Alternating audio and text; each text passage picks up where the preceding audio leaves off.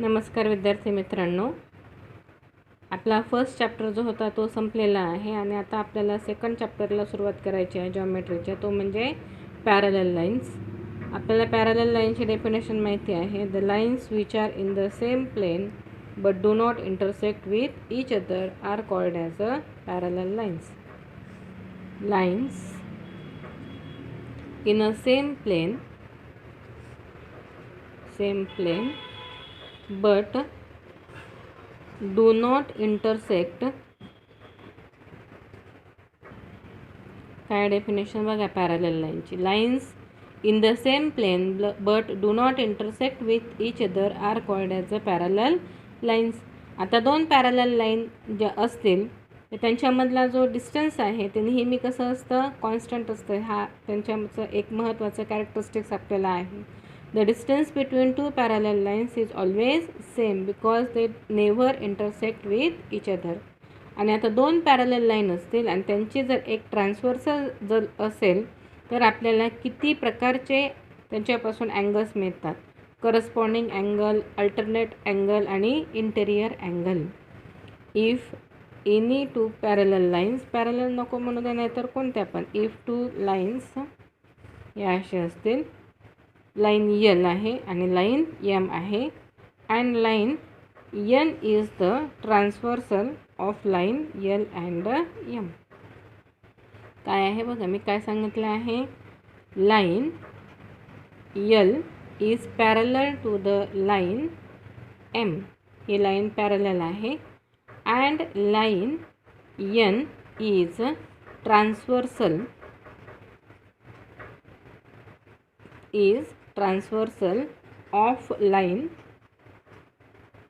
of line L and line M.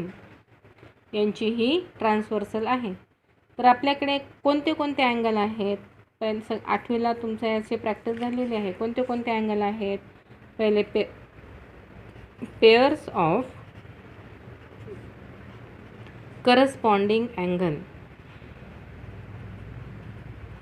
Pairs of corresponding angles. कोणते कोणते corresponding angles आहेत ते आपण बघू. आपण ह्या अँगलला नाव देऊ. हा अँगल ए, बी, सी आणि डी. हा अँगल आहे ई, एफ, जी आणि एच.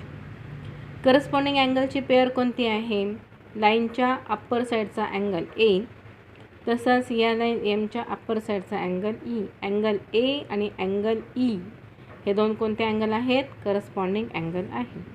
पहिला angle A and angle E.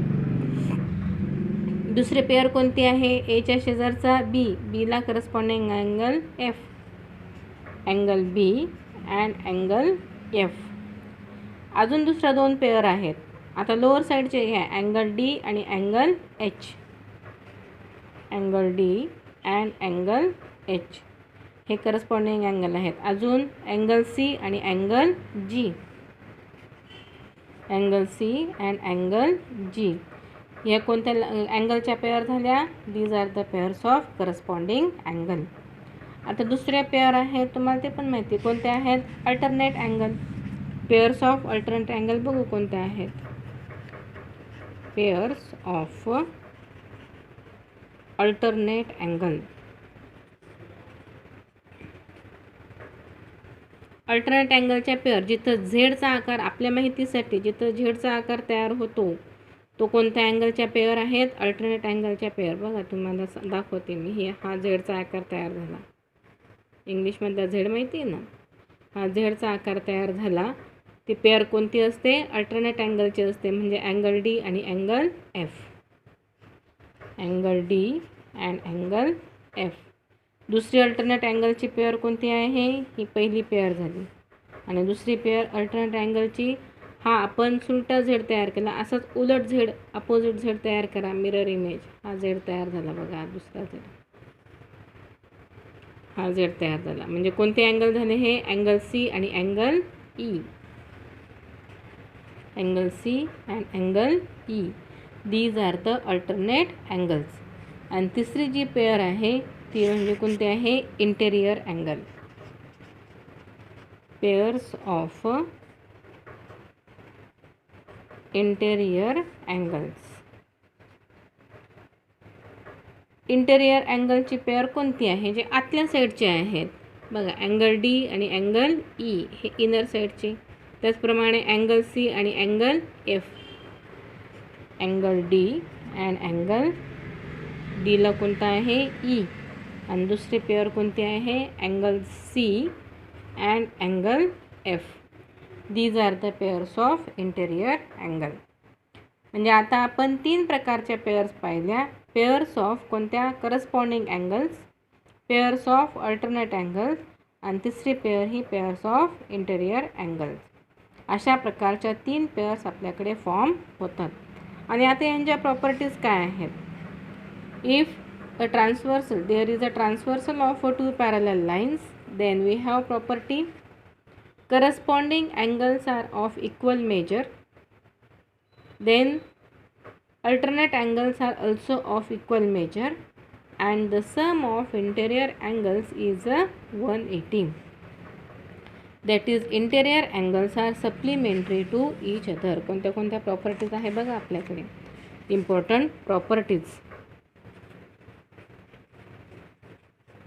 कोणत्या कोणत्या इम्पॉर्टंट प्रॉपर्टीज आहे? पहिली property, when 2 lines intersect the pair of opposite angles form are congruent. When 2 lines intersect, म्हणजे आता हे काही प्रॉपर्टीज आहेत त्या म्हणजे कोणत्या आहेत या प्रॉपर्टीज?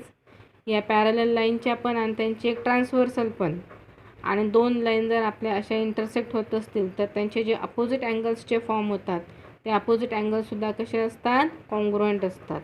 त्यांच्यापासून तयार झालेले 2 पॅरलल लाईन्स आणि त्यांचे एक ट्रान्सव्हर्सल तयार झालेले कोणते कोणते अँगल्स बघितले आपण?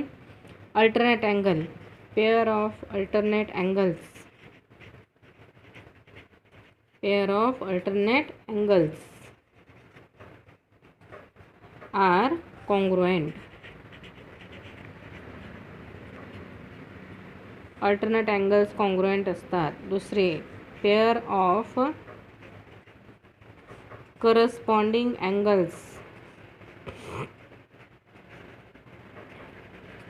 corresponding angles त्या सुद्धा कशा असतात? कॉन्ग्रुएंट. आणि तिसरे जे आहे, तिसरी property, pair of interior angles,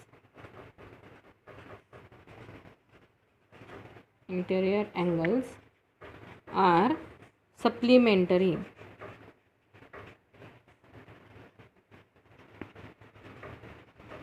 interior angles जे आहेत ते सप्लिमेंटरी असतात. सप्लिमेंटरी असतात म्हणजेच काय असतात? Sum of interior angles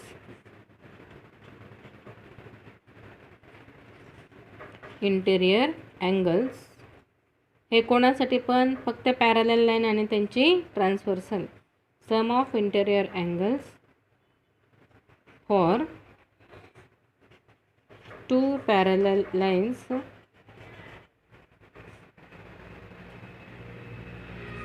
with transversal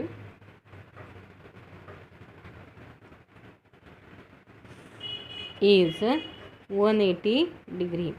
म्हणजे इंटेरियर अँगलची सम ही किती? 180 डिग्री असते. हे कोणासाठी? फक्त पॅरलल लाईनसाठी.